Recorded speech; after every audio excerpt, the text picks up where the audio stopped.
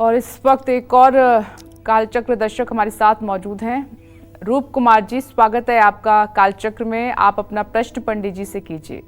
नमस्कार पंडित जी। हाँ नमस्कार पंडित जी, रूप कुमार शर्मा। मेरा जन्म स्थान अजमेर राजस्थान है। मैं गुड़गांव में रहता हूँ अभी जी। वर्तमान में। पंडित जी, मैं प्रॉपर्टी डीलर का काम करता हूँ कमीशन बेस पे। मेरा 4-5 साल से ना काम नहीं चल रहा है, तो आप मुझे थोड़ा सलाह दें मैं क्या करूँ, यही फील्ड में रहूँ या चेंज करूँ इस फील्ड को।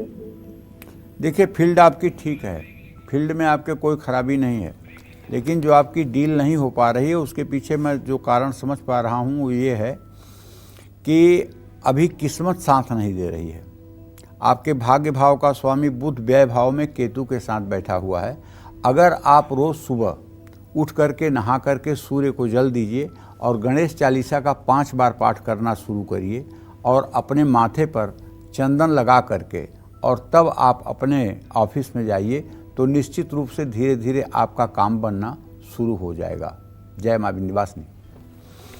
अक्टूबर महीने में सिंह से लेकर मीन राशि में से किसका फाइनेंशियल ग्राफ आसमान छूने वाला है और किसकी कड़ी मेहनत के बाद भी आमदनी अठन्नी और खर्चा रुपया रहने वाला है, ये सब बताएंगे पंडित जी आपको इस छोटे से ब्रेक के बाद। आप बने रहें और देखते रहिए कालचक्र।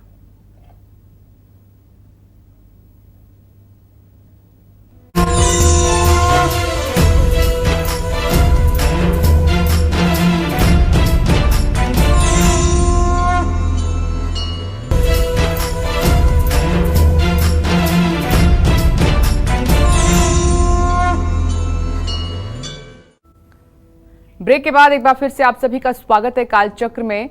आज पंडित सुरेश पांडे जी राशि अनुसार आप सभी को अक्टूबर महीने का आपकी इनकम का ग्राफ बता रहे हैं। अपनी चर्चा को आगे बढ़ाते हुए बात कर लेते हैं सिंह राशि वालों की। सिंह राशि वालों की अक्टूबर महीने में आर्थिक स्थिति कैसी रहेगी, कब इनकी इनकम बढ़ेगी या घटेगी, कब निवेश और खर्च संभलकर करना है, क्या कहती है अक्टूबर महीने की आपकी इनकम भविष्यवाणी, आइए जानते हैं।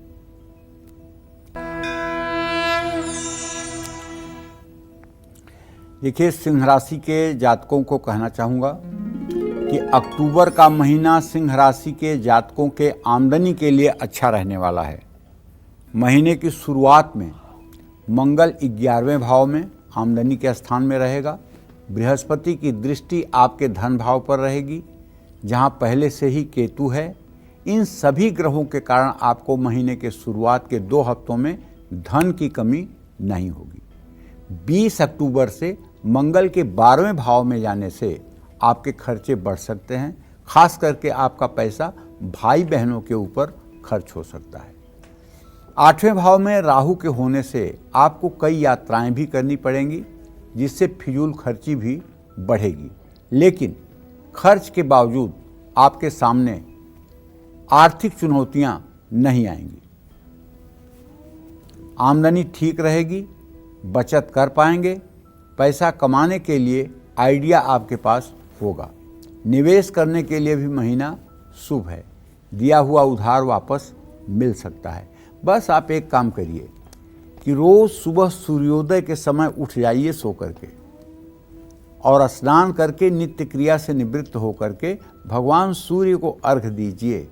3 बार में जल गिराइए और कहिए, ओम ब्रह्म स्वरूपिणे सूर्यनारायणाय नमः। ओम ब्रह्म स्वरूपिणे सूर्यनारायणाय नमः।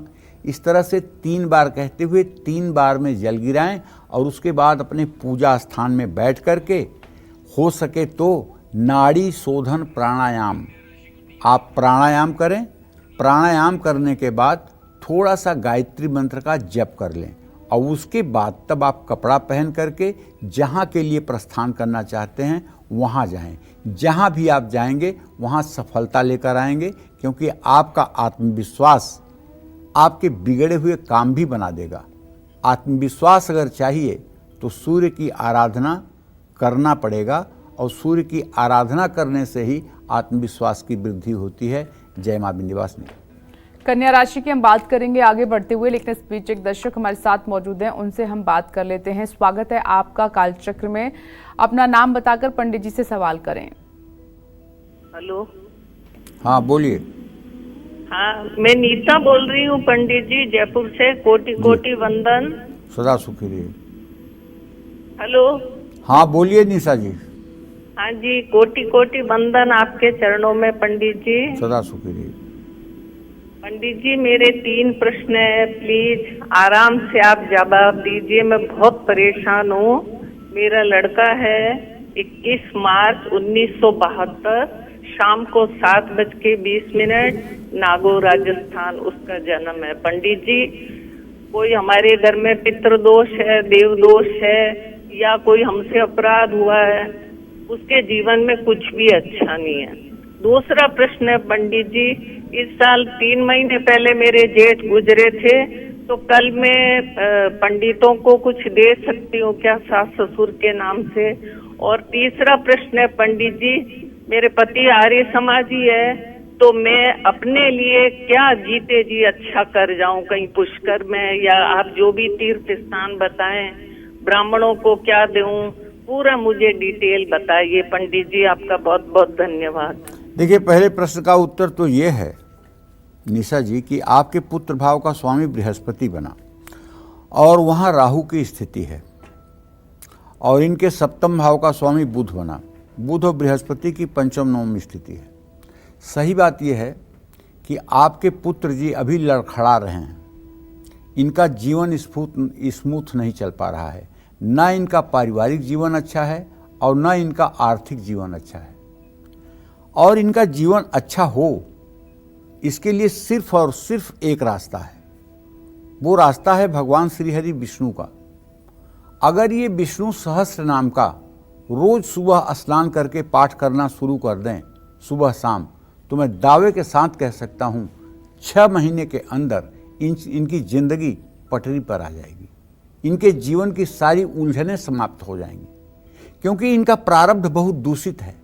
इनके पूर्व जन्म का प्रारब्ध बहुत दूषित है, जिसके कारण इन्हें काफ़ी परेशानियां मिल रही हैं और जीवन एकदम नारकीय बन गया है।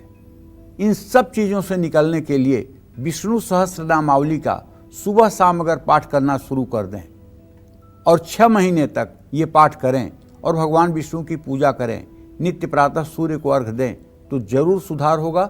इसमें कोई दो राय नहीं है। जहाँ तक आपने पूछा है पितरों को कुछ देने के लिए, तो कल पितृ विसर्जन अमावस्या है। जरूर आपको अपने शक्ति और सामर्थ्य के अनुसार दान करना चाहिए। आर्य समाज में मृतक भोज और श्राद्ध कर्म को बहुत मान्यता नहीं दी गई है, लेकिन मैं आपको बताना चाहूँगा, सनातन धर्म कहता है कि हम जो कुछ भी देते हैं वो हमारे पितर ईश्वर के माध्यम से प्राप्त करते हैं। जैसे हमें किसी को पैसा भेजना है, किसी के अकाउंट में ट्रांसफ़र करना है, तो पहले हमें बैंक में जाना पड़ेगा, बैंक के थ्रू ही वो पैसा ट्रांसफ़र होगा। उसी तरह से जब हम भगवान को कोई चीज़ समर्पित करते हैं, चाहे अपने द्वारा किया हुआ जप, चाहे अपने द्वारा किया हुआ कोई जप तप, जब भगवान को समर्पित करते हैं तो भगवान उसे अरेमा जो पितरों के देवता हैं, वो उसे ले जा कर के हमारे पितरों तक पहुंचाते हैं। तो ये अच्छा विचार आपके मन में आया है। आप यथासंभव जो कुछ भी वस्तुएं अपने पितरों के लिए दान करना चाहती हैं, कल जरूर करिएगा। निश्चित रूप से इससे आपको लाभ मिलेगा। जय मां विंध्यवासिनी। आगे बढ़ते हैं और कन्या राशि की अब बात कर लेते हैं। अक्टूबर महीने में कन्या राशि वालों को क्या धन लाभ होगा? क्या अक्टूबर में इनको पैसों के लेन देन और निवेश से बचना है? क्या कहती है अक्टूबर महीने की इनकी इनकम भविष्यवाणी? आइए जान लेते हैं।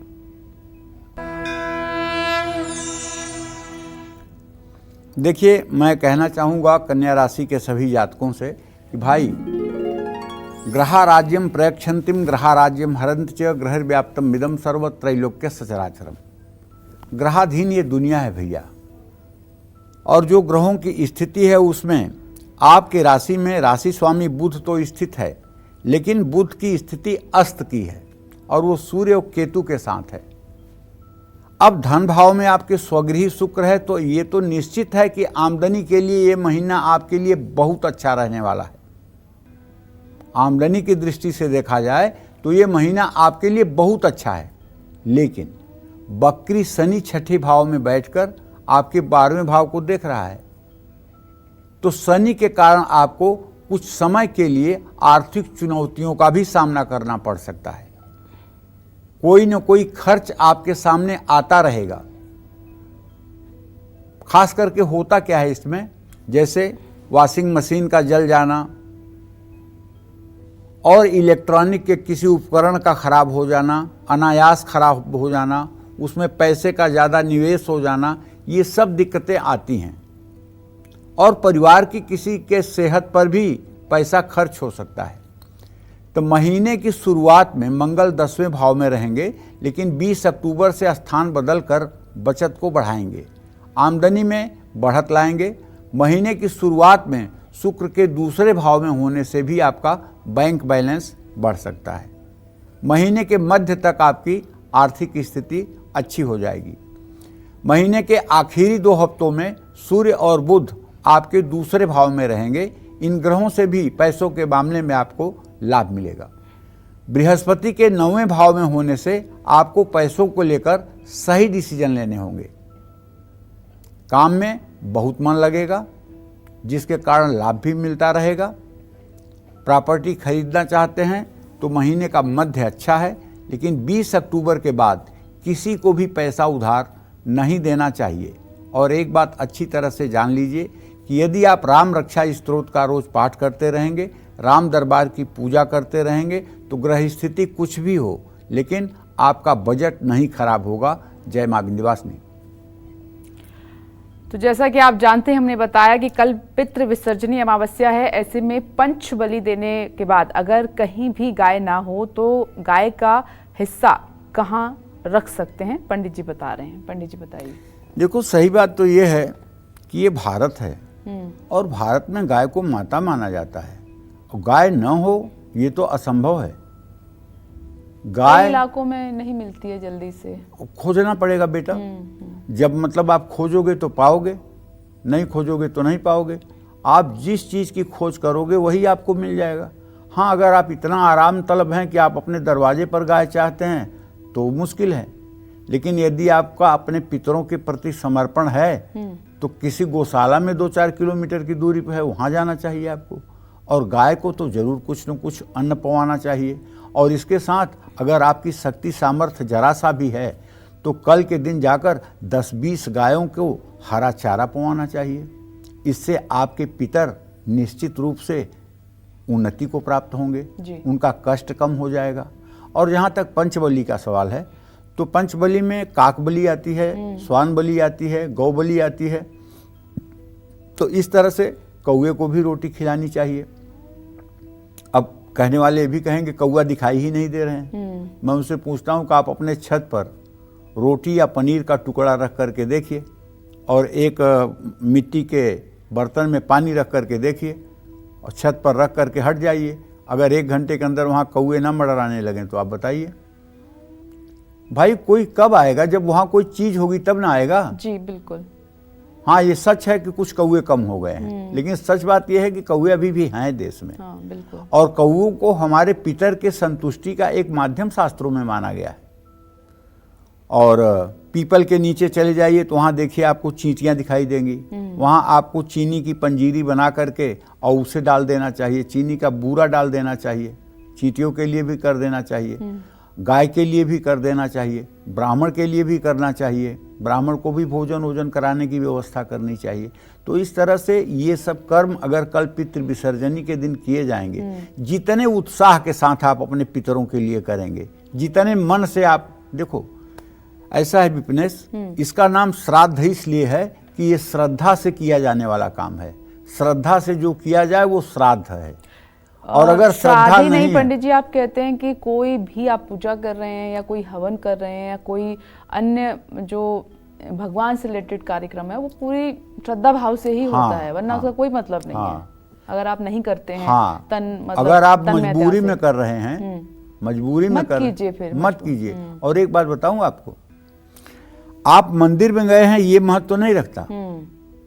आप मंदिर में गए हैं और चिंतन आपका लगा है, अरे वाह कितनी अच्छी फर्श है मंदिर की, अगर मैं घर बनवाऊंगा तो ऐसी फर्श बनवाऊंगा। वाह, मंदिर में कितना महंगा ये झूमर लगा हुआ है, लाखों रुपए का होगा, किसी भगत ने दिया होगा। अगर ये सब विचार करने गए हो मंदिर में, भगवान का दर्शन करने गए हो कि ये सब विचार करने गए हो, तो इस दर्शन का क्या मतलब है?